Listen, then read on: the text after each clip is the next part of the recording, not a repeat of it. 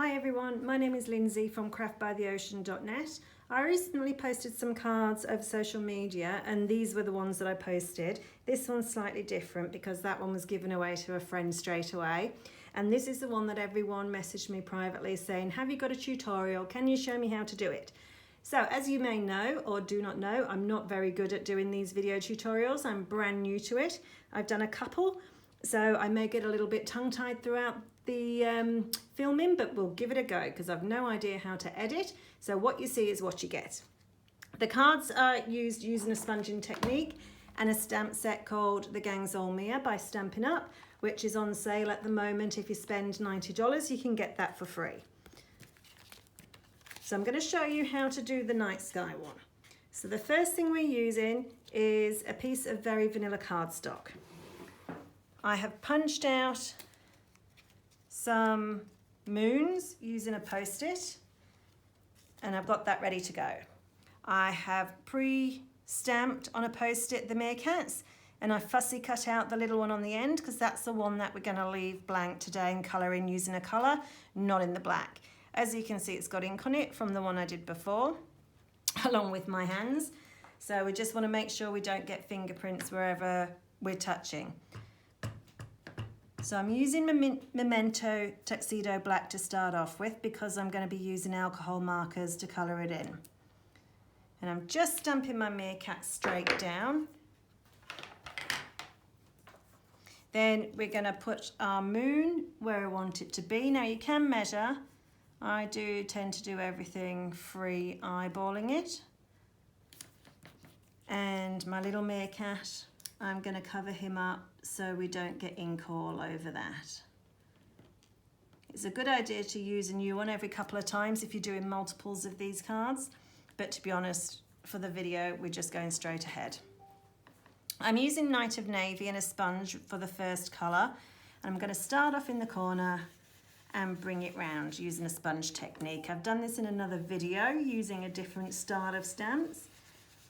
So the sponging is, oh, there she goes. Should have closed the front door, but we've got the nice cool breezes flowing through and obviously someone's coming up the street. So lots of sponging. Don't bring your darkest colour too far down because we're going to do 2 layers. So that's Night of Navy. And next, fingerprint, I'm going to bring in Rich Razzleberry. The colours I'm using today are going to help me decide what colour cardstock I'm going to place my card on at the end. So straight over the Night of Navy using circular motions and bring your colour down. We'll be doing 2 layers. So next is a really bright blue, which I've got Pacific Point for, because I want my sky to look quite galaxy-ish. So bring your Pacific Point in. And I'm going to go over that fingerprint right there, so you're not going to be able to see that when it's done.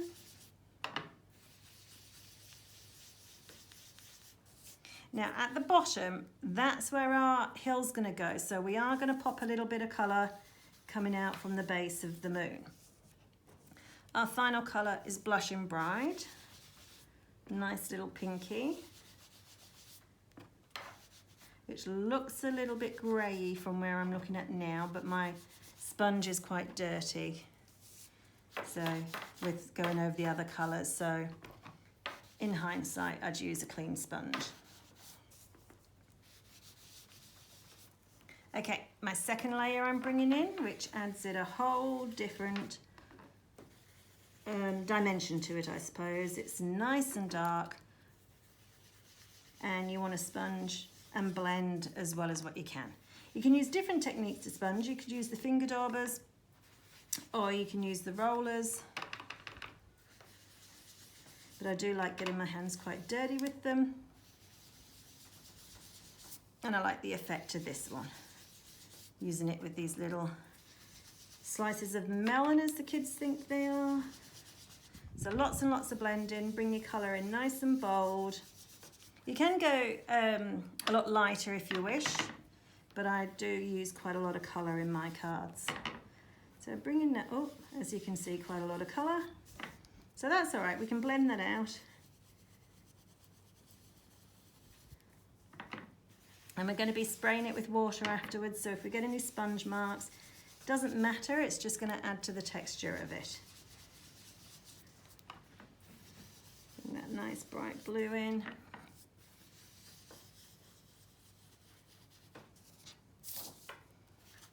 Between those bits. When you're doing one at a time, your meerkat shouldn't move too much. And then Blush and Bride, my last colour.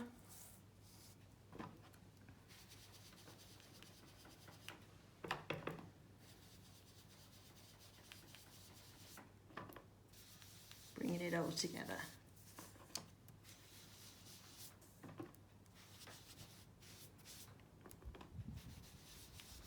So it was one of my card class ladies, we'd done the sunsets and she said, oh, what about a night sky? And so we gave it a go there and then in card class, because I'd done the night sky using the different technique in the previous video. And it is one of my favourite skies to do. So once you're happy with your background, you can peel off your meerkat and peel off your moon. You're then going to get the black marker of your choice. And you can see the meerkats are standing on the hill. So what I'm going to do is continue that hill down, colour it along, go around the feet of the last one, but the others you can go over.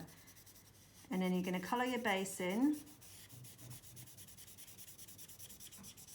Now I like these alcohol markers because they can be refilled, and this one certainly needs it after a couple of classes doing this.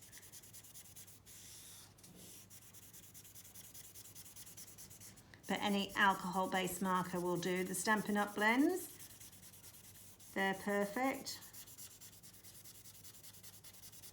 I actually have more Copics because I do a lot more colouring where we do a lot of blending.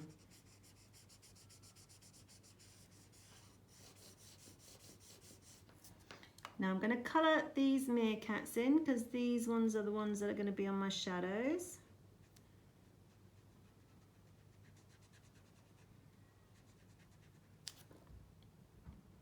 And you want to try and stay within the lines, but it's not too much of a problem if you don't, because unless you're giving it to a fellow stamper who knows what your meerkats look like, no one else is going to know. And that's what I always say about when we're making cards. Any little mistakes means they're homemade, not of a production line. And to me, it just goes to show how much fun the person had making them. Our last little meerkat. Must remember not to colour the final one in the black, which we've done a few times too in classes, got carried away. All right, so our last little meerkat, we're going to pick a different colour. And we're not going to go over his eyes with this one because we don't want him to have the brown eyes all the way through. And you can pick any brown. I picked quite a dark one to show up on the camera. But if you're a colorist, you can add some fur techniques in and stuff, but I kept it relatively simple for my ladies that are quite new to card making. All right, once we've done that, the next thing we're going to do, and this was one of the questions that was asked quite a lot, is how do we get the stars? So I've got a white gel pen, and I'm just going to add in some little circles. Now we want these to be all different sizes, so big ones, little ones, lots of dots.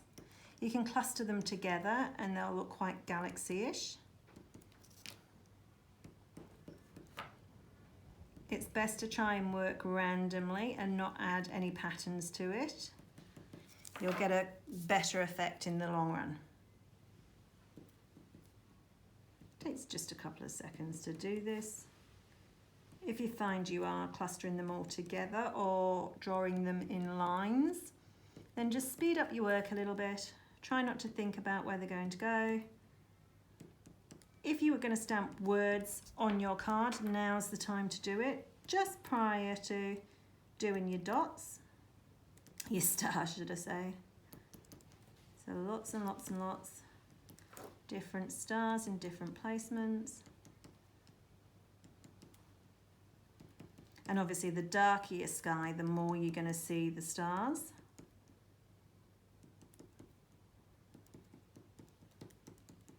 So some random little ones. then your larger ones. As I say, you can cluster a few together, and that's going to give us our space look. So once you're happy, actually I'm just going to come in with a little bit more specific point and just bring a little bit down there, because you can see that I've missed a bit between that little meerkat's legs, and it just looked a little bit odd to me.